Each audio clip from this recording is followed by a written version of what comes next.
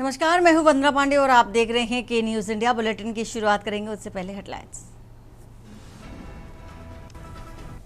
कल भारत बंद हड़ताल पर जाएंगे 25 करोड़ कर्मचारी। बैंक डाकघर में काम रहेगा बंद। परिवहन सेवाएं ठप होने से भी परेशानी। पंजाब में सेहत कार्ड योजना लॉन्च, 10 लाख तक मुफ्त इलाज। सीएम मान बोले नीले पीले कार्ड नहीं, सभी पंजाबियों को फायदा। पहली बार डिजिटल प्लेटफॉर्म से भी होगी जनगणना। नतीजे 9 महीने में संभव। विशेष पोर्टल होगा शुरू। लोग खुद भर सकेंगे डेटा। मराठी भाषा विवाद ठाणे में राज ठाकरे की पार्टी का प्रदर्शन। मंत्री साई नाइक के पहुंचने पर कार्यकर्ताओं का विरोध प्रदर्शन। और वहीं चंडीगढ़ में इंडिगो फ्लाइट को बम से उड़ाने की धमकी। टॉयलेट में मिली स्लिप और हैदराबाद से आए 227 यात्री। छांगुर बाबा की कोठी पर चल रहा बुलडोजर। बलरामपुर में 3 बीघे में बनी 3 करोड़ कीमत महिला मित्र नसरीन के नाम पर। आप देख रहे हैं के न्यूज, खबरों का सारथी। वहीं पटना से आ रही है खबर। पटना से बता देते हैं, बिहार में महिला आरक्षण का ऐलान हुआ है। मूल निवासी महिलाओं को 35% आरक्षण मिलेगा। और बिहार चुनाव से पहले नीतीश का ये बड़ा ऐलान, बड़ी घोषणा। सरकारी पदों पर सीधी नियुक्ति का फैसला। बिहार में युवा आयोग के गठन को मंजूरी। और सभी सरकारी सेवाओं में महिला आरक्षण। सभी स्तर के पदों पर भी आरक्षण का लाभ मिलेगा। ये बड़ी खबर पटना से आपको बता रहे हैं। 33% आरक्षण महिलाओं को मिलेगा और सीधी भर्तियां भी की जाएंगी। सरकारी पदों पर सीधी नियुक्ति होगी। बिहार में युवा आयोग के गठन को मंजूरी फिलहाल मिल गई है, तो सभी सरकारी सेवाओं में महिला आरक्षण मिलेगा। 33% आरक्षण महिला आरक्षण का मिलेगा। ये बड़ी घोषणा बिहार सरकार ने चूंकि ये ऐलान किया है। बिहार में महिला आरक्षण का ये बड़ा ऐलान और ये बड़ा पहल भी, चूंकि बिहार में विधानसभा के चुनाव होने हैं और चुनाव से पहले किस तरह से महिलाओं को लुभाना है और इसीलिए आरक्षण प्रक्रिया की शुरुआत की गई। और 33% आरक्षण महिलाओं को दिया गया है सभी भर्तियों के लिए। तो सरकारी पदों पर सीधी नियुक्ति का भी फैसला लिया गया है। और बिहार में युवा आयोग के गठन को मंजूरी भी मिल गई है।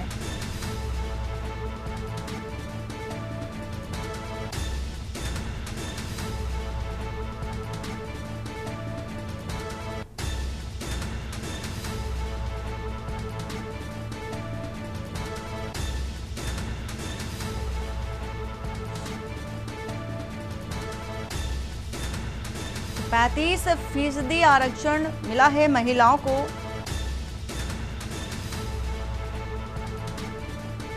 पैंतीस प्रतिशत तक की आरक्षण महिलाओं को और सभी सरकारी पदों पर सीधी नियुक्तियां करने का भी ये फैसला लिया गया है बिहार सरकार की ओर से।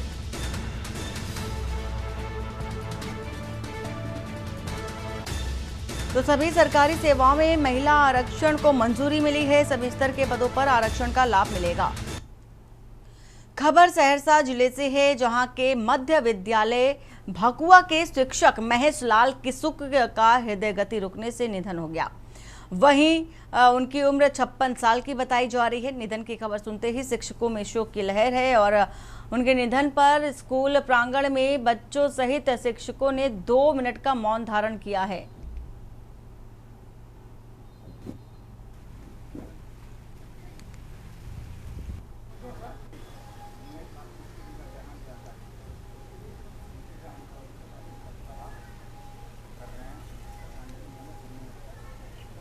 हमारे विद्यालय के श्री महेश लाल किसकु जो कार्यरत थे दिनांक 4/7/25 को हृदय गति रुकने के कारण उनकी मृत्यु हो गई।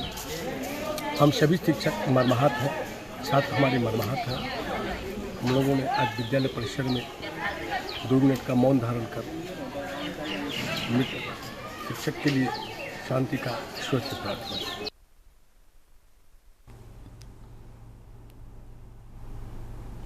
सरगुजा से खबर है। मेनपॉट में बीजेपी प्रशिक्षण शिविर का दूसरा दिन केंद्रीय मंत्री शिवराज सिंह चौहान पहुंचे दरिमा एयरपोर्ट और डिप्टी सीएम विजय शर्मा ने केंद्रीय मंत्री का स्वागत किया है। डिप्टी सीएम दरिमा एयरपोर्ट से मेनपॉट के लिए रवाना हुए। प्रशिक्षण के दूसरे दिन शिवराज सिंह चौहान का संबोधन भी होगा।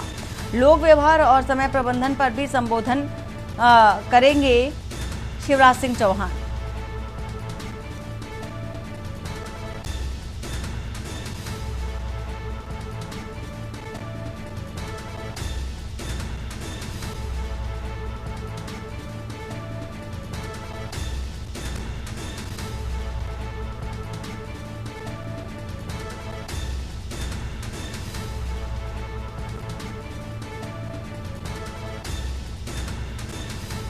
तो लोक व्यवहार और समय प्रबंधन पर संबोधन होगा शिवराज सिंह चौहान का। सरगुजा से खबर। मेनपॉट में बीजेपी प्रशिक्षण शिविर का आज दूसरा दिन है। 3 दिवसीय प्रशिक्षण शिविर का आयोजन किया गया है सरगुजा के मेनपॉट में और यहां पर तमाम केंद्रीय मंत्री भी पहुंच रहे हैं।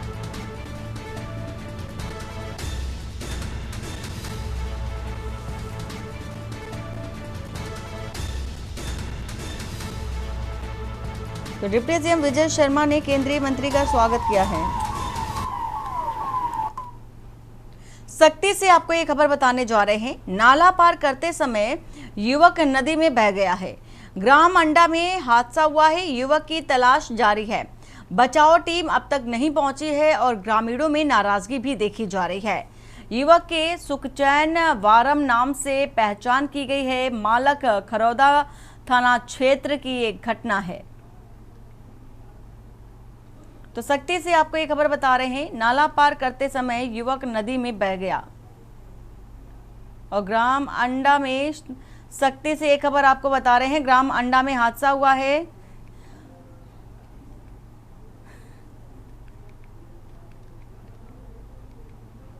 तो ग्राम अंडा में हादसा हुआ है और युवक नदी में बह गया। तलाश जारी है। बचाव टीम अब तक नहीं पहुंच पाई। ग्रामीणों में नाराजगी भी देखी जा रही है। युवक की सुखचैन वारम नाम से पहचान हुई है। तो मालखरौदा थाना क्षेत्र की ये घटना आपको बता रहे हैं।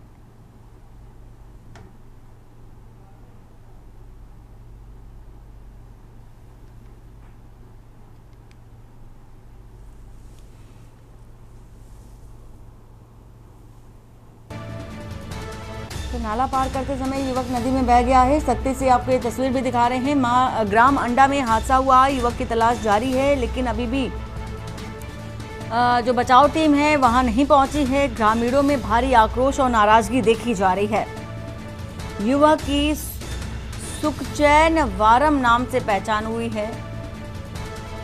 तो ग्राम अंडा में यह हादसा। तलाश फिलहाल जारी है।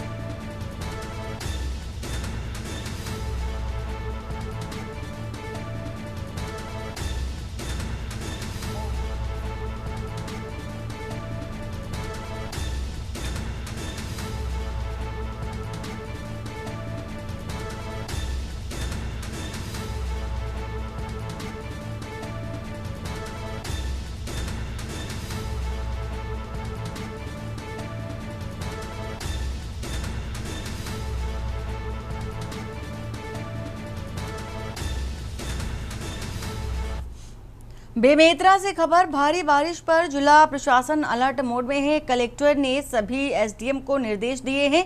बाढ़ प्रभावित क्षेत्रों में व्यवस्था के आदेश। ग्राम पंचायतों में अतिरिक्त राशन की तैयारी भी है। होमगार्ड बल भी अलर्ट मोड पर नजर आ रहा है।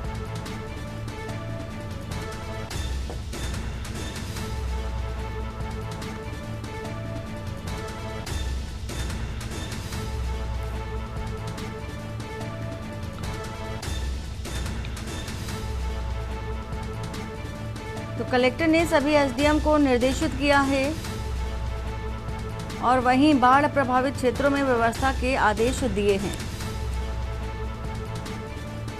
तो ग्राम पंचायतों में अतिरिक्त राशन की तैयारी देखी जा रही है। खबर आपको बता रहे हैं। होमगार्ड बल भी पूरी तरह से अलर्ट मोड पर नजर आ रहे हैं। सरगुजा से खबर है। जमीन विवाद में खूनी संघर्ष और पहाड़ी कोरवा एक ही परिवार के 4 लोग घायल। टांगी लाठी डंडे से हमला किया गया है और घायलों को अंबिकापुर मेडिकल कॉलेज में भर्ती कराया गया। पीड़ित परिवार का आरोप थाने में नहीं लिखी गई रिपोर्ट और मौके से सभी आरोपी फरार हैं। मेनपॉट कमलेश्वरपुर थाना इलाके के मालतीपुर गांव की ये घटना है।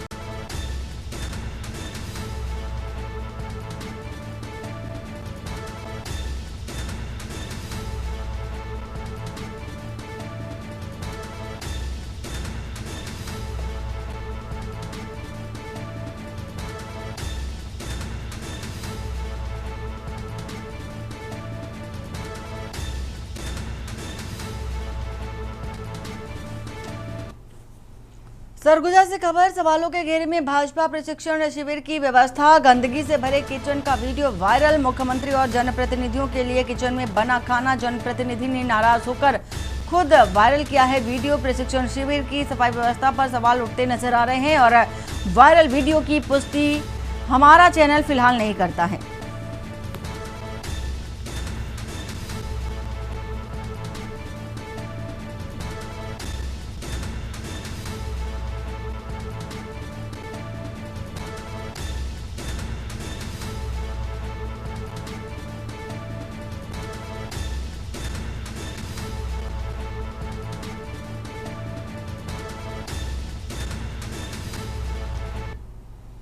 और अंबिकापुर से खबर।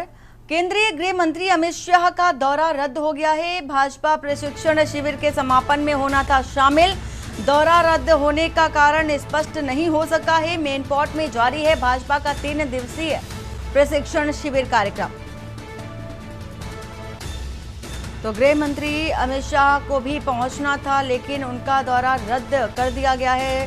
साथ ही साथ आखिरी दिन प्रशिक्षण के तीसरे दिन पहुंचना था, अब वो नहीं पहुंच सकेंगे। कारण अभी स्पष्ट नहीं हो सका है।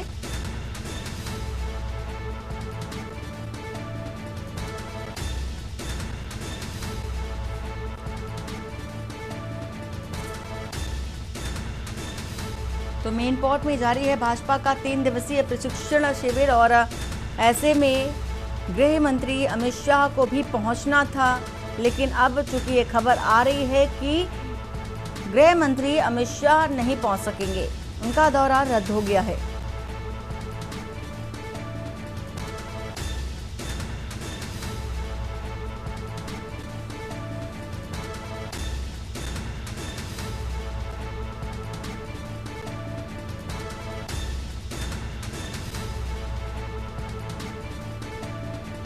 तो भाजपा प्रशिक्षण शिविर के समापन में शामिल होना था, लेकिन अब वो नहीं पहुंच सकेंगे। और विकास इसी खबर पर हमारे साथ है संवाददाता। विकास, क्या कारण माना जाए जो कि गृह मंत्री अमित शाह को पहुंचना था और अचानक से उनका ये दौरा रद्द हो गया? जी, अभी तक कारण स्पष्ट नहीं हो पाई है किस कारण से, क्योंकि मानसून भी यहाँ है, लगातार है, यहाँ बारिश भी हो रही है। मैनपाट में वो पूरी चीजों में बारिश हो रही है, तो इस कारण ये भी माना जा सकता है। और एक कांग्रेस के बयान भी आई है कि अमित शाह के ससुराल है छत्तीसगढ़ जो बार बार आ रहे हैं, तो ये कारण हो सकता है, लेकिन इसकी पुष्टि अभी नहीं हुई है। जी, बहुत शुक्रिया पूरी जानकारी देने के लिए। अंबिकापुर से एक खबर बता रहे हैं आपको। भाजपा प्रशिक्षण शिविर के समापन में गृह मंत्री अमित शाह को शामिल होना था, अब उनका दौरा रद्द हो गया है। खैरागढ़ जिले में सोमवार को दिन भर हुई लगातार बारिश के कारण 3 अलग अलग सड़क दुर्घटनाएं हुई, जिनमें से 20 से अधिक लोग घायल हुए हैं। पेंड्री कला में राजनाथ गांव से लौट रही स्कॉर्पियो का टायर फटने से वाहन पेड़ से टकरा गया, जिसमें 7 लोग घायल हो गए हैं और एक की हालत बेहद गंभीर बताई जा रही है। देवरचा गांव में बेताल रानी घाटी घूमने जा रही इनोवा पलट गई, जिससे 12 लोग घायल हो गए। स्थानियों ने छिंदारी बांध से देवरचा तक की सड़क को बेहद जर्जर और फिसलन भरी बताया और वहीं सलोनी में एक माजदा वाहन पेड़ से टकरा गया, जिसमें चालक गंभीर रूप से घायल हो गया। मौसम विभाग ने अगले 24 घंटे में भारी बारिश की चेतावनी भी जारी की। प्रशासन ने लोगों से सतर्क रहने और अनावश्यक यात्रा से बचने की अपील की है और इन हादसों के बाद ग्रामीणों ने खराब सड़कों की मरम्मत की मांग भी तेज कर दी है।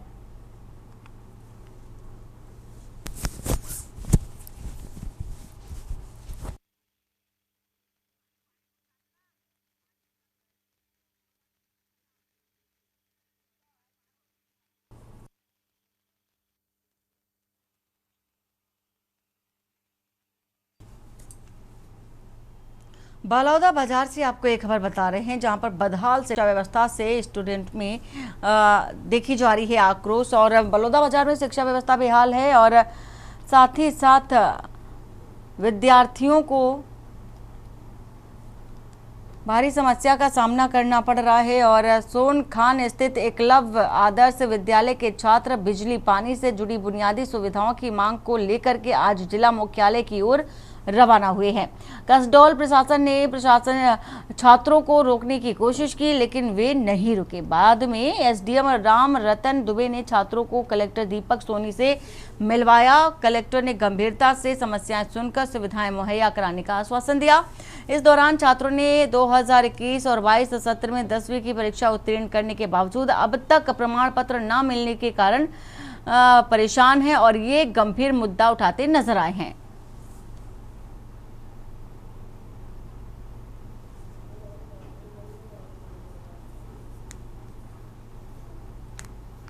साल पूर्व जो 10th बोर्ड के रिजल्ट की जो मार्कशीट आई थी सीबीएसई की, वो उसमें कुछ त्रुटियां थी। बच्चों के कुछ के डेट ऑफ बर्थ, कुछ के कोई और डिटेल्स में त्रुटियां थी, तो उसको आइडेंटिफाई करके जो प्रिंसिपल हैं EMRS के, उनके द्वारा वहाँ पे संपर्क किया गया और भुवनेश्वर में इनके रीजनल ऑफिस में जो है दस्तावेज पूरे जमा कराए गए हैं। वहाँ समस्या मूलतः दो प्रकार की थी, बिजली, पानी और उसके वजह से खाना, मैदान, और साथ ही साथ पिछले जो बच्चे थे उनकी अंक सूची में सुधार का मामला।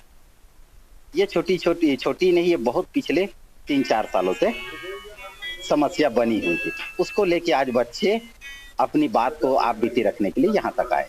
हमारी ओरिजिनल मार्कशीट न होने के कारण हमें कई जगह कॉलेज में एडमिशन के लिए समस्या हो जा रहा है, जिस कारण हम लोग जो अच्छे कॉलेज में जाना चाहिए जा नहीं पा रहे हम लोग।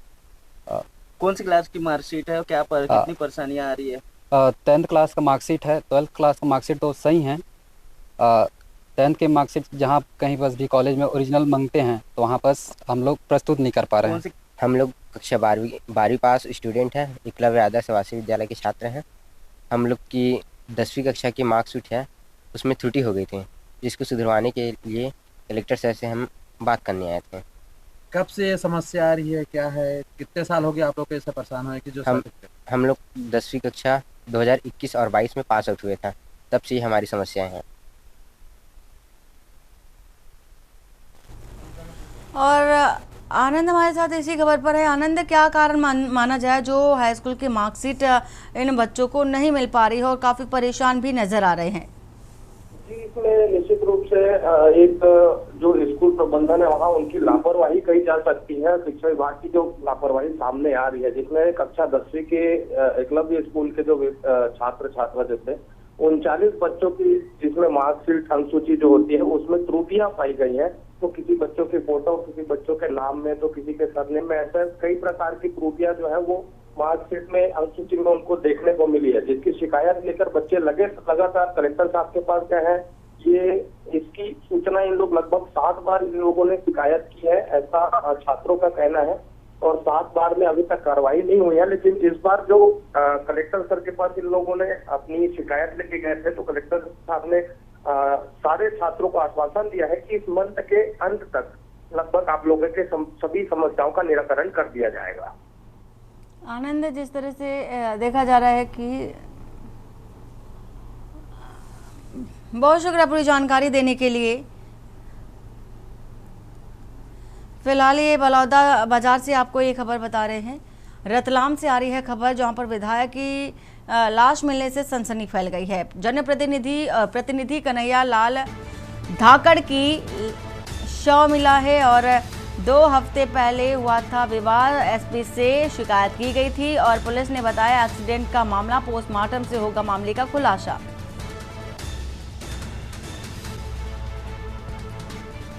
तो पुलिस ने एक्सीडेंट का ये मामला बताया है। प्रतिनिधि कन्हैया लाल धाकड़ का शव मिला है और दुर्घटना एक कारण बताया जा रहा है पुलिस की ओर से। 2 हफ्ते पहले हुआ था हादसा और इसी के साथ ही पुलिस ने दुर्घटना इसका कारण बताया है, एक्सीडेंट का मामला बताया है। पोस्टमार्टम से फिलहाल खुलासा होगा कि आखिर मौत कैसे हुई है। तो विधायक का शव मिलने से सनसनी देखी जा रही है। रतलाम से आपको एक खबर बता रहे हैं और वक्त हो चला एक छोटे से ब्रेक का। ब्रेक के बाद जल्द हाजिर होते हैं। ब्रेक के बाद आपका स्वागत है। अंबाला शहर के महावीर पार्क के तालाब में 2 छात्राओं ने संदिग्ध परिस्थितियों में कूदकर आत्महत्या कर ली है। बताया जा रहा है मौके पर एक रेहड़ी वाले ने छात्राओं को बचाने की कोशिश की थी, लेकिन तालाब से बाहर निकालने से पहले ही दोनों की मौत हो चुकी थी। प्रत्यक्षदर्शियों के मुताबिक लोग लड़कियों को बचाने की बजाय उनके डूबने का वीडियो बनाते रहे। मृतक लड़कियों में से एक पंजाब तो दूसरी अंबाला की शिवपुरी कॉलोनी की रहने वाली बताई जा रही है। मेडिकल करने वाले डॉक्टर के मुताबिक लड़कियों की पहले ही मौत हो चुकी थी।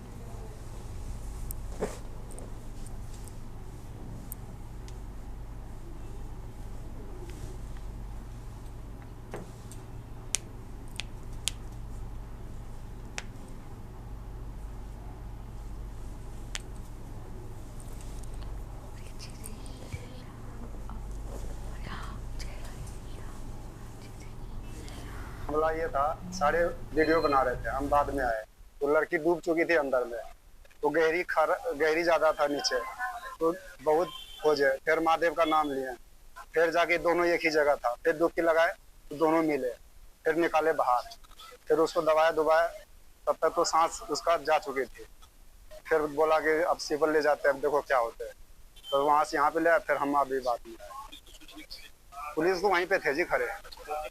जी हाँ, हमारे पास में पुलिस द्वारा 2 जो यंग लड़की हैं उनकी डेड बॉडी यहाँ पे लाई गई है और ये शक है कि सिटी पार्क के पास में जो तालाब है या वहाँ कोई भी वाटर बॉडी है, हो सकता है कि वो उसमें गिरी हो और उसके बाद उनकी डेथ हुई। उनको एग्जामिनेशन करने के बाद में हमको बॉडी तो गिरी थी और दूसरा उसके ऊपर में क्या बोलते हैं घास के कण भी हमको मिले हैं और बाकी मुंह और नाक से झाग वगैरह भी निकल रहा था।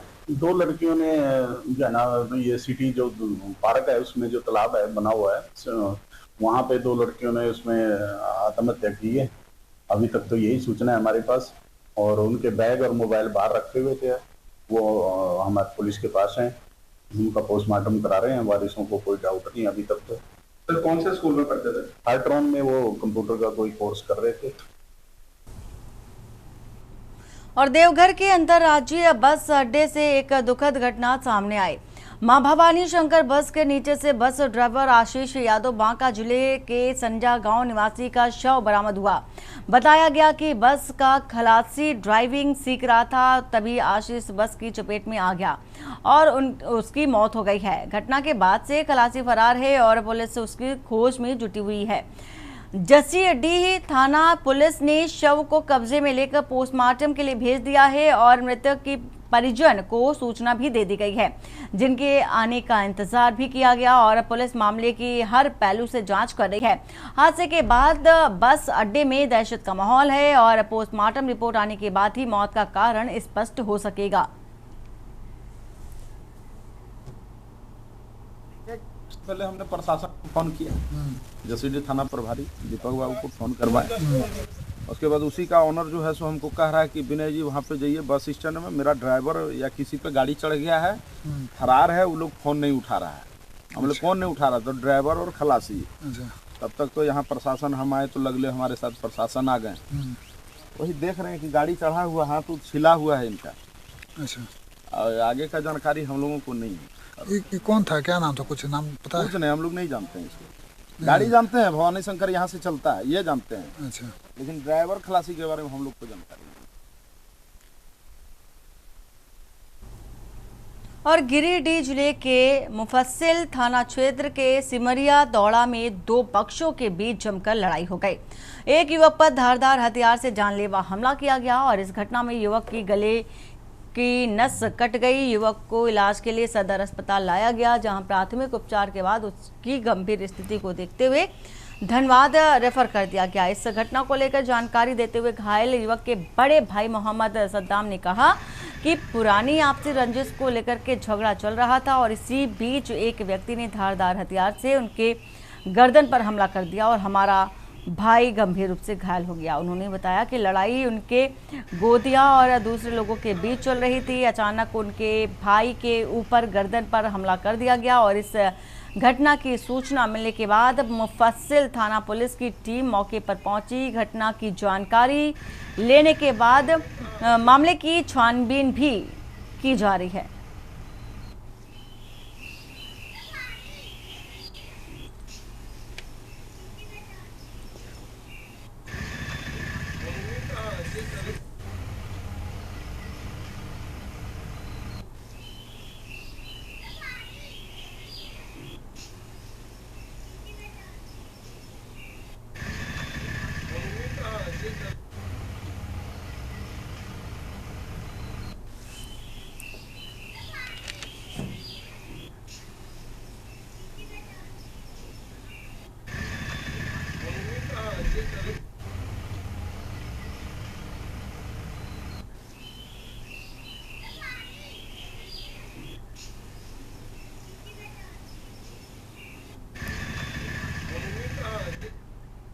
खबर झारखंड के सिमडेगा से बता रहे हैं आपको, जहां झारखंड राज्य पेंशनर्स और समाज जिला शाखा का 20वां स्थापना दिवस सह वार्षिक अधिवेशन नगर भवन में हर्षोल्लास के साथ मनाया गया।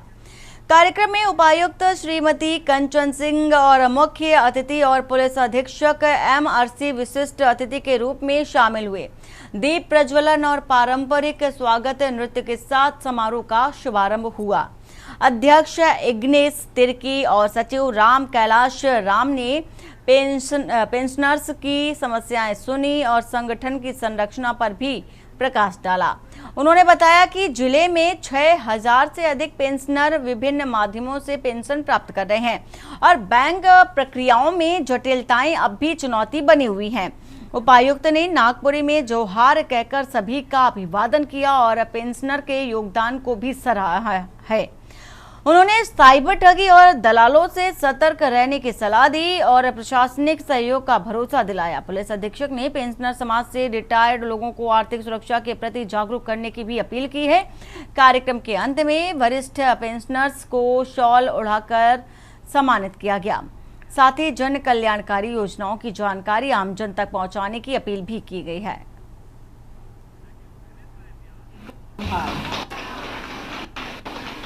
थोड़ा थोड़ा सीख रहे हैं और मुझे उम्मीद है कि जल्दी ही थोड़ा इतना सीख लेंगे कि आप लोगों से उसी भाषा में बोल पाएंगे। मदर जो है वो पेंशनर है, वो प्रिंसिपल थी, रिटायर हुई है, तो इस समाज से मेरा भी जुड़ाव है। और ख़ासकर जो मैडम ने बोली एक चीज़ कि आज के समाज में जब सरकारी नौकरियां कम ही हैं और कम ही हैं होती जा रही हैं, उस वक्त में एक पेंशनर समाज जब कोई नया पेंशन पाने के लिए एलिजिबल होता है, रिटायर होता है, तो उसको ग्रेच्युटी पेंशन इस तरह करके बड़ी रकम मिलती है। बहुत प्रणाम, बहुत अभिनंदन और जोहार, रोले मन को जोहार। थोड़ा थोड़ा सीख रहे हैं। चंडीगढ़ से खबर। चंडीगढ़ एयरपोर्ट पर बम की धमकी हैदराबाद से आई। इंडिगो फ्लाइट में मिली धमकी भरी चिट्ठी। फ्लाइट के टॉयलेट में चिट्ठी मिली है। सुरक्षा की एजेंसियां सतर्क हो गई हैं। इंडिगो फ्लाइट को उड़ाने की ये धमकी और सुरक्षा व्यवस्था अलर्ट मोड पर है। शहीद भगत सिंह इंटरनेशनल एयरपोर्ट पर जांच तेज कर दी गई है। सभी यात्रियों और क्रू से पूछताछ की जा रही है। CISF ने घेराबंदी भी कर ली है। बड़ी खबर आपको बता रहे हैं इस वक्त की, ये बड़ी खबर।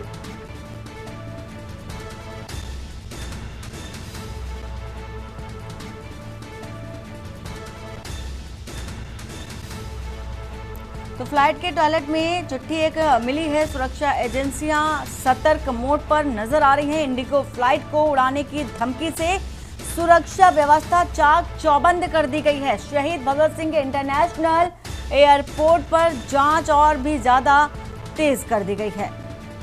तो सभी यात्रियों और क्रू से पूछताछ की जा रही है कि आखिर ये चिट्ठी यहां पर कैसे आई और कौन है चिट्ठी लिखने वाला और यहां पर डालने वाला।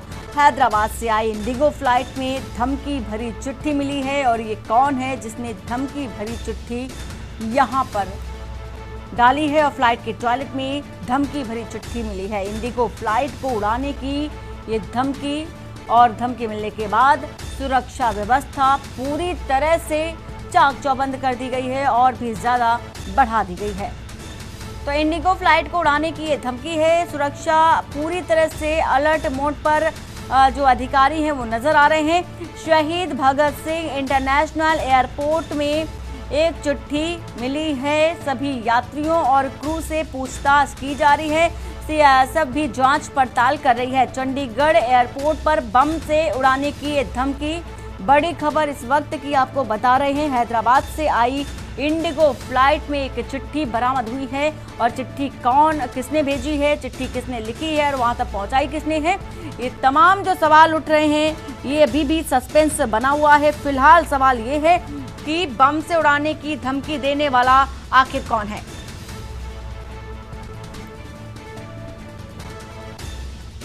तो इंडिगो फ्लाइट को बम से उड़ाने की धमकी के बाद सुरक्षा चाक चौबंद। तो अलर्ट मोड पर पूरा प्रशासन और जो टीमें हैं वो नजर आ रही हैं। तो चंडीगढ़ एयरपोर्ट पर बम की ये धमकी,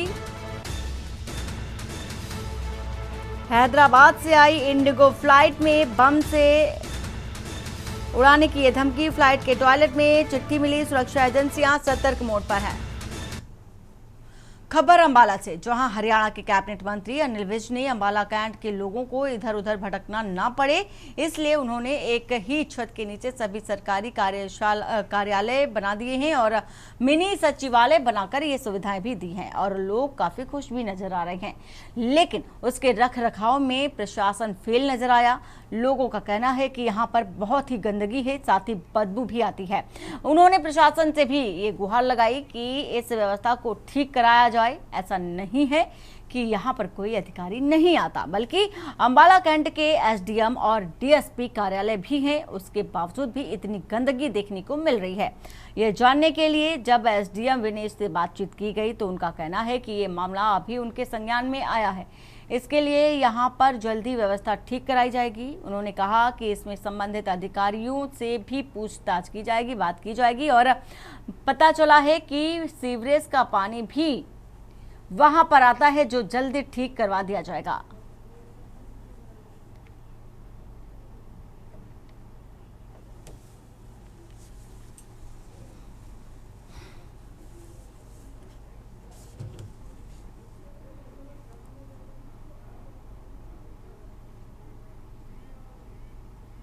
पर्सनल काम से आई थी, तो यहाँ की जो सफाई व्यवस्था है और टॉयलेट का बहुत बुरा हाल है, इसकी सफाई व्यवस्था को सुचारू रूप से सही ढंग से किया जाए ताकि जो यहाँ आने वाले उन्हें परेशानी ना हो। में संज्ञान में आया है तो हमने म्युनिसिपल काउंसिल के एग्जीक्यूटिव ऑफिसर को मैंने बोला है, तो वो रेगुलर बेसिस पे यहाँ सफाई करनी अपने रखेंगे। वॉशरूम्स को, स्पेशली जो आपने लेडीज़ वॉशरूम की जिक्र किया, उसकी सफाई रेगुलर बेसिस पे करवाएंगे और सुनिश्चित करेंगे आगे से सैनिटेशन के इशू हमारे कार्यालय में ना। वो हम चेक करवा लेंगे, जो भी कर्मचारी इसके लिए दोषी है उसको हम एक्सप्लेनेशन कॉल करेंगे। अंबाला शहर की पुलिस चौकी नंबर 1 को एक बड़ी सफलता हाथ लगी है। कुछ दिन पहले पुरानी अनाज मंडी इलाके में रेडी से घी की पेटी चोरी करने वाले 2 युवकों को पुलिस ने गिरफ्तार कर लिया है। दोनों आरोपी मोटरसाइकिल पर सवार थे और वारदात के तुरंत बाद फरार हो गए थे। पुलिस ने त्वरित कार्रवाई करते हुए मामला दर्ज कर लिया है। आरोपियों को काबू में लेकर कोर्ट में पेश किया है, जहां से उन्हें 3 दिन के पुलिस रिमांड पर भेजा गया है। पूछताछ के दौरान चोरी के 4 वाहन, मोटरसाइकिल और स्कूटर, 2 गैस सिलेंडर और घी की पेटी भी बरामद की गई। पुलिस के कहना है कि दोनों युवकों ने शहर में कई स्थानों पर चोरी की वारदातें की थी और इस गिरफ्तारी से खास तौर पर रेहड़ी और बैटरी रिक्शा चालकों ने राहत की सांस भी ली है, जो लगातार ऐसी घटनाओं से परेशान थे।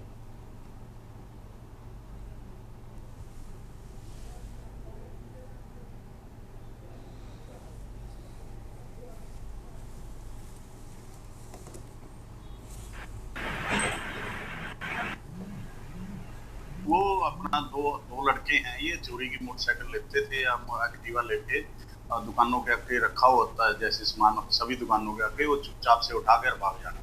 तो क्या पकड़े गए? हाँ, दोनों लड़कों को हमने गिरफ्तार कर लिया और उनसे 2 एक्टिवा है, मोटरसाइकिल, घी की डब्बी, घी की पेटी है और अपना 2 सिलेंडर भी उन्हें किसी जगह से चोरी किए थे, वो सारे हमने रिकवर कर लिया और माननीय अदालत से रिमांड लेके ये सामान बरामद किया गया और माननीय अदालत में उनको पेश करके बंद जेल कराया गया। मैनपुरी से खबर, तेज रफ्तार स्कूल और वैन पलट गई है। हादसे में 6 बच्चे घायल हुए हैं, 4 गंभीर हैं और घायल बच्चों को अस्पताल भेजा गया है। ग्रामीणों ने स्कूल वैन के शीशे तोड़ करके निकाले गए बच्चे। संत रामानुज स्कूल श्रृंगार नगर मैनपुरी की वैन बताई जा रही है। थाना कोतवाली इलाके के सिंहपुर गांव से ये खबर आपको बता रहे हैं।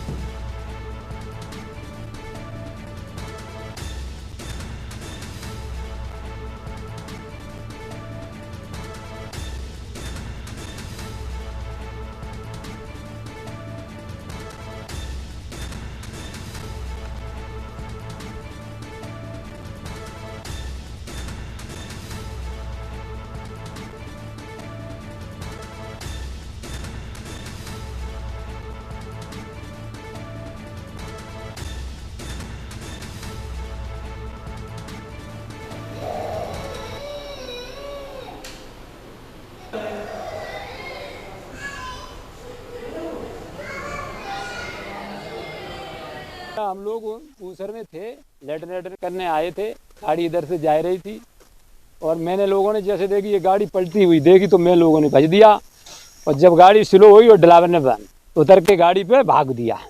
हम लोग तब तक आ गए 8-10 लोग, एकदम बच्चों को सीधा तोड़ फोड़ के निकालने लगे और ड्राइवर अपना चला गया। ये नंगरिया की तरफ से आ रहा था, नंगरिया से बच्चों को लेके आ रहा था नंगला रमन।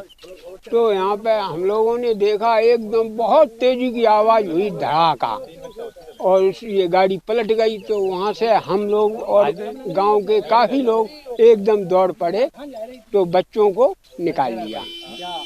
उनमें से 3-4 बच्चों की सीरियस है हालत, अरे रुक जाए, और अदर हैं कम चोट है और करीब 20-25 बच्चे थे। गाड़ी है, बैन गाड़ी है सर, उसमें बच्चे भर लेते हैं 35। ये मास्टर साहब जबरदस्ती करके बच्चे और बढ़ाओ और ड्राइवर पे कोई कंट्रोल नहीं है। ड्राइवर को 4 बार रोका, गाड़ी धीरे चला, वो मानता नहीं है। और यह से खबर बता रहे हैं, दिव्यापुर में महिला की पिटाई का वीडियो वायरल हुआ है। दबंगों ने जमीन पर गिराकर बेरहमी से पीटा। महिला सशक्तिकरण पर उठे सवाल, न्याय की मांग तेज, पुलिस पर दबाव भी देखा जा रहा है।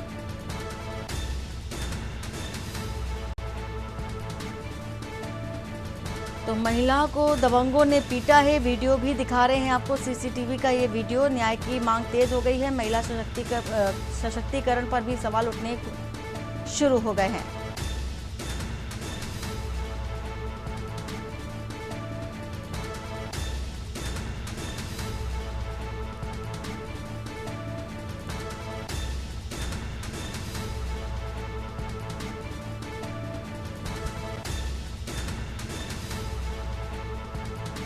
दिव्यापुर में महिला की पिटाई का वीडियो वायरल हो रहा है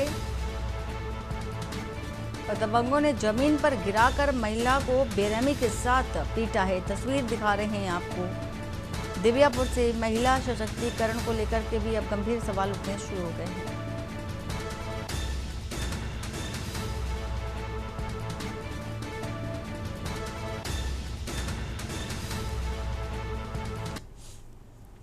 और खबर आगरा से, जहां अवैध धर्मांतरण और राष्ट्र विरोधी गतिविधियों में गिरफ्तार हुए छांगुर बाबा उर्फ जमालुद्दीन को लेकर प्रदेश में माहौल गर्मा गया है। उत्तर प्रदेश राज्य महिला आयोग की अध्यक्ष बबीता चौहान ने इस मामले को सुनियोजित साजिश बताते हुए आरोपी के लिए मौत की सजा की मांग की। उन्होंने कहा कि छांगुर बाबा पर कई समुदायों की लड़कियों को फंसाकर धर्मांतरण करवाने का आरोप है और यह समाज व बेटियों के खिलाफ गंभीर अपराध है। आयोग ने महिलाओं से एकजुट होकर ऐसी साजिशों का विरोध करने की अपील की है और बता दें कि छांगुर बाबा को यूपी एटीएस ने बलरामपुर से गिरफ्तार किया था। उसके खिलाफ गैर जमानती वारंट था और उस पर 50,000 का इनाम भी था। पुलिस और जांच एजेंसियां उससे पूछताछ में जुटी हैं। उत्तर प्रदेश में बड़े धर्मांतरण रैकेट का भंडाफोड़ हुआ है और वहीं बलरामपुर के रहने वाले जमालुद्दीन और छांगुर बाबा की पुलिस ने गिरफ्तारी कर ली और उनके साथ कुछ लोग और गिरफ्तार हुए हैं। इतना बड़ा रैकेट था कि भारत के बाहर भी से 100 करोड़ रुपए के लेन देन की बात यहाँ सामने आ रही है और उसके बाद उत्तर प्रदेश पुलिस पूरी सख्त हो चुकी है। और इस रैकेट की सबसे बड़ी बात ये थी कि नाबालिग बच्चियों से लेकर शादीशुदा महिला भी इनके टारगेट में रहती थी और इस तरह की लड़कियों को यहाँ पर टारगेट किया जाता था और रेट लिस्ट यहाँ बनाई जाती थी। अलग अलग जाति के हिसाब से रेट लिस्ट बनाई जाती थी। तो एक बड़ी सफलता यहाँ उत्तर प्रदेश पुलिस को मिली है और हमारे साथ इस पूरे मामले में चर्चा करने के लिए उत्तर प्रदेश राज्य महिला आयोग की अध्यक्ष बबीता चौहान जी हमारे साथ हैं। उनसे पूछना चाहेंगे कि इस पूरे मामले में आप क्या कहना चाहती हैं। आप जी बिल्कुल, मैं समझती हूँ कि इससे घिनौना कृत्य कुछ नहीं हो सकता जो ये जलालुद्दीन ने किया है और उसके लिए तो मैं इतना कहूँगी कि विनाश काले विपरीत बुद्धि। कि उसको पता है कि उत्तर प्रदेश जैसी जगह में कि जहाँ अगर मैं मुख्यमंत्री जी की बात करूँ तो माननीय मुख्यमंत्री जी का जो इतना सख्त उनका जो चल रहा है कानून कि जो महिलाओं की तरफ आंख उठाने वाले को भी जमीन में गाड़ने की कोशिश करते हैं, बुलडोजर चलवा देते हैं, वो या तो ऊपर होता है या अंदर होता है, दो ही जगह उनकी होती है। और ऐसे में धर्मांतरण जैसे घिनौने काम को, जिसमें भी अबोध बच्चियाँ कि वो उनको पैसे का लालच दे दे के ये सब करवा रहा है, तो मुझे लगता है कि इससे ज़्यादा और गंदा काम क्यों है। मैं तो कहती हूँ क्योंकि इसमें फांसी तक की सज़ा तो है ही और इसमें तो अगर उसमें उम्र कैद की सज़ा है, अगर फांसी भी हो जाए तो कोई बहुत ज़्यादा बड़ी बात नहीं होगी। कितनी भी कठोर से कठोर कार्रवाई होनी चाहिए उतना होना उसमें होनी। देखिए, मैं आपको बताना चाहूँगी कि मैं आयोग की तरफ से भी इस बात से बहुत चिंतित थी कि जब मेरे पास चीज़ें आती थी कि ये बच्चियों के साथ ऐसा हो रहा है, बच्चियाँ गायब हो रही हैं, ये हो रही हैं, लेकिन हम पकड़ नहीं पा रहे थे कि हम ये कहाँ, ये क्या चल रहा है सब। लेकिन आपको पता है कि माननीय मुख्यमंत्री जी का जो आदेश है और माननीय मुख्यमंत्री जी की जो पहल है वो इस पे सबसे ज़्यादा फोकस्ड है इस वक्त। चाहे वो प्रशासनिक तौर से बात करूँ कि भाई ये क्या, जहाँ भी जो इस तरह के घोटाले हो रहे हैं, और इसकी जमालुद्दीन की बात की जाए तो 100 करोड़ रुपए का ट्रांजैक्शन इसका मिला हुआ, 40 देशों में इसके कनेक्शन मिले हुए, तो इसका मतलब 40 देशों में तो इसके लोग हैं और इतने बड़े लेवल पे चीज़ें हो रही हैं, तो ये तो है ही। लेकिन मैं एक बात और ज़रूर कहना चाहूँगी कि समाज में भी थोड़ा सा जागरूकता के लिए कि जितनी सोशल ऑर्गेनाइजेशन है या अड़ोस पड़ोस में भी कम से कम हम इतना तो ध्यान रखें कि हमारे आसपास क्या हो रहा है। अगर थोड़ा सा हम ये ध्यान रखेंगे तो हम बहुत सारी चीज़ों को रोक सकते हैं, क्योंकि हम सिर्फ अपने कमाने खाने की दौड़ में लगे हुए हैं। हमें ये नहीं पता कि हमें कुछ अपने, अगर हम भारत में रहते हैं, देश के प्रति, समाज के प्रति, अपने उसके प्रति भी हमारी कुछ जिम्मेदारियां हैं। इन चीज़ों को हम कभी अनदेखा कर रहे हैं और शायद हम अपने आप में सीमित होते जा रहे हैं, इसलिए इन चीज़ों को बढ़ावा मिलता जा रहा है। तो मैं सबसे यही कहूँगी कि थोड़ा सा जागरूक बने और इन चीज़ों की कौन किस नेचर का व्यक्ति है, इन गतिविधियों पर थोड़ा सा, और जमालुद्दीन जैसे लोगों को जो ये मनुष्य की खाल में और एक ये दरिंदे घूम रहे हैं, इनको जरूर सजा मिलनी चाहिए। आप बताइए कि जिस तरह से अभी ये मामला सामने आया है तो ये एक रैकेट है जिसको काफ़ी बड़ा बताया जा रहा है। उत्तर प्रदेश में तमाम इस तरह के रैकेट चल रहे हैं, भारत में चल रहे हैं, और अब जो उत्तर प्रदेश जो महिला आयोग है, आपकी क्या पहल रहेगी, आप लोगों के लिए क्या जागरूकता रहेगी और आप किस तरह का कदम आगे उठाएंगे? देखिए, मैंने जैसा आपको बताया कि कुछ एरिया ऐसा है कि जहाँ से इस तरह के केस बहुत हमारे पास आते हैं और हम इसके लिए बहुत पहले भी बहुत चिंतित थे और आज भी बहुत चिंतित हैं। लेकिन हमारे लिए आसान हो गया कि जमालुद्दीन जैसों का केस खुलना। और रहा उत्तर प्रदेश की बात, तो उत्तर प्रदेश में तो माननीय मुख्यमंत्री जी के हाथ इतने लंबे हैं कि इसका गिरबान कहीं से भी पकड़ लाएंगे, इसके जहाँ भी लोग होंगे।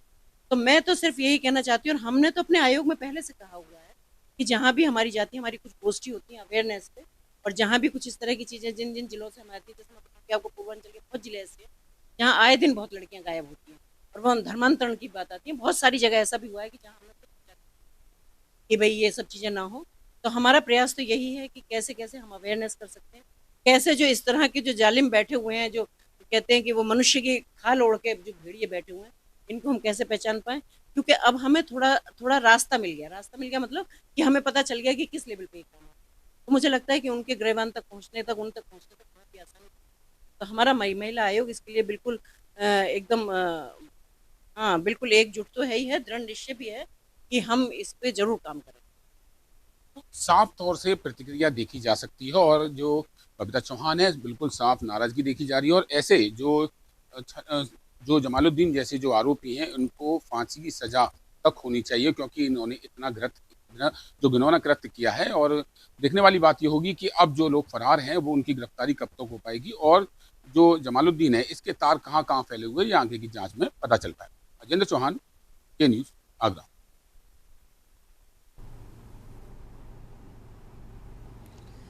उत्तर प्रदेश के जनपद बुलंदशहर में जहां विद्यालय मर्जर के सरकारी फैसलों का ग्रामीणों ने जमकर विरोध किया है, तो वहीं विकासखंड ऊंचा गांव के शकरपुर गांव में उस समय हंगामा मच गया जब प्राथमिक विद्यालय के छात्र छात्राओं को शिक्षकों द्वारा नजदीकी गांव चठेरा के स्कूल में ले जाया जा रहा था। शिक्षकों द्वारा विद्यालय को मर्ज कर बच्चों को दूसरे विद्यालय ले जाने पर अभिभावकों का गुस्सा फूट पड़ा। ग्रामीणों ने रास्ता रोकते हुए शिक्षकों को बंधक बना लिया और उनके पास मौजूद पठन पाठन की सामग्री को भी अपने कब्जे में ले लिया। ग्रामीणों का कहना है कि बच्चों को दूसरे गांव के स्कूल भेजना असुरक्षित और असुविधाजनक है। साथ ही उन्होंने सवाल उठाए कि यदि गांव में पहले से स्कूल मौजूद है तो फिर मर्ज की जरूरत क्या थी। वहीं बेसिक शिक्षा अधिकारी लक्ष्मीकांत पांडे के मुताबिक जनपद में कुल 1862 सरकारी विद्यालय हैं, जिनमें से 509 ऐसे स्कूल हैं जहां विद्यार्थियों की संख्या 50 से भी कम है। ऐसे विद्यालयों को मर्ज कर आधुनिक विद्यालयों में तब्दील किया जा रहा है। इसी क्रम में शकरपुर का विद्यालय भी मर्ज कर चठेरा गांव के विद्यालय से जोड़ा गया है। जिले में 145 विद्यालयों को अब तक मर्ज किया जा चुका है और इन्हें मॉडर्न स्कूल के रूप में विकसित किया जा रहा है। ऐसा है हमारे गांव के वो यहीं पढ़ेंगे, है नहीं, चाहे एसपी आओ डीएसपी आओ कोई भी आओ। हमारे बच्चे दूर जाएंगे तो हम क्या उनकी सेफ्टी रखेंगे। यहाँ से 2 किलोमीटर दूर बताते हैं कि चठेरे में शिफ्ट कर दो। छोटे बच्चे जो 2-2 4-4 साल के, वहाँ कोई बच्चा मर गया खत्म हो गया, कौन जवाबदार देगा? कोई जवाबदार है उसका? हमारे सब बच्चे यहीं पढ़ेंगे, चाहे कोई भी यहाँ आए। हम पूरे गाँव की सहमति ये है कि हम अपने बच्चे कहीं बाहर नहीं भेजेंगे। हम अपना स्कूल यहीं चाहते हैं। हम अपना स्कूल यहीं चाहते हैं। ये शकरपुर गांव है, वहाँ पर लगभग प्राथमिक स्कूल में 15 बच्चे हैं।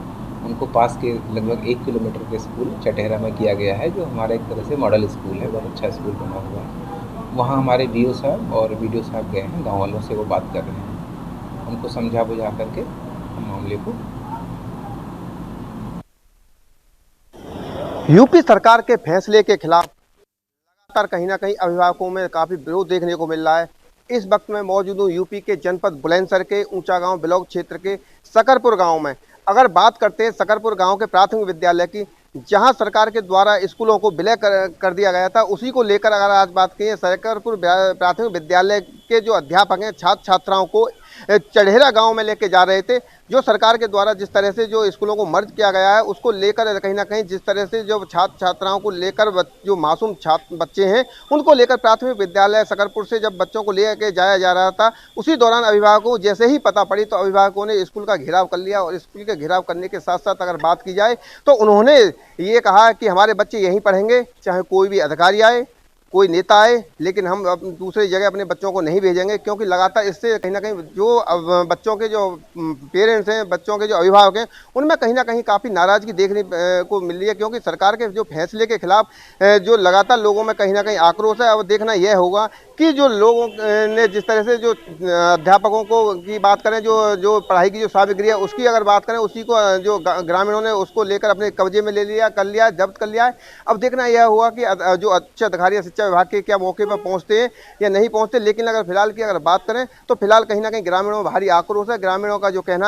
कहना है कि हमारे जो बच्चे हैं इस स्कूल में ही प्राथमिक विद्यालय में पढ़ेंगे, अन्यथा दूसरे विद्यालय में हम नहीं भेजेंगे। उसको लेकर कहीं ना कहीं जिस तरह से परिजन हैं तो कहीं ना कहीं काफ़ी नाराज हैं। अब अब देखना यह होगा कि हालांकि सरकार की अगर बात करें तो सरकार ने पहले ही आदेश जारी कर दिया था कि स्कूलों को विलय करने की जो बात की जा रही थी, तो उसको लेकर कहीं ना कहीं जो लगातार जो अध्यापकों की बात करें या अभिभावकों की बात करें या छात्रों की बात करें, वो लगातार जरूर विरोध प्रदर्शन कर रहे थे, लेकिन कहीं ना कहीं उससे कहीं ना कहीं जो अभिभावक हैं या छात्र हैं या परिजन हैं, कहीं किसी को कोई भी कामयाबी देखने को नहीं मिले। लेकिन लगातार जिस तरह से जो आज अगर बात किया तड़के ही ऊंचा गांव ब्लॉक के गांव सकरपुर में छात्रों को लेकर जो अध्यापक हैं पड़ोस के ही गांव चड़ेरा में जा रहे थे, जिससे कि उस जो स्कूल विलय कर दिया गया है, तो उसको लेकर जब जा रहे थे तो ग्रामीणों ने आकर स्कूल का घेराव किया और घेराव करने के साथ बच्चों के और अध्यापकों से कह दिया कि हमारे बच्चे यहीं पढ़ेंगे, अन्यथा हम अपने बच्चों को पढ़ने नहीं भेजेंगे। हालांकि बच्चों जो अध्यापक हैं और जो बच्चे हैं और जो शिक्षा की जो सामग्री है उसको ग्रामीणों ने अपने कब्जे में ले लिया है और हालांकि बात की है उनसे वार्ता करने की जो अध्यापक की कोशिश की जा रही है। अब देखना यह होगा कि अधिकारी पहुंचकर उन्हें समझा से बुझा पाते हैं या नहीं, ये तो आने वाला होता है। लेकिन फिलहाल की अगर बात करें, कहीं ना कहीं जो बच्चों को मर्ज करने की जो सरकार की जो पहल है उसके विरोध में काफ़ी ग्रामीणों में नाराजगी है। अनिल मीना, के न्यूज़ इंडिया, बुलंदशहर।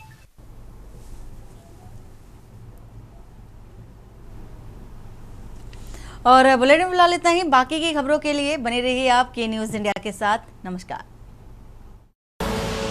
आप देख रहे हैं के न्यूज़, खबरों का सारथी।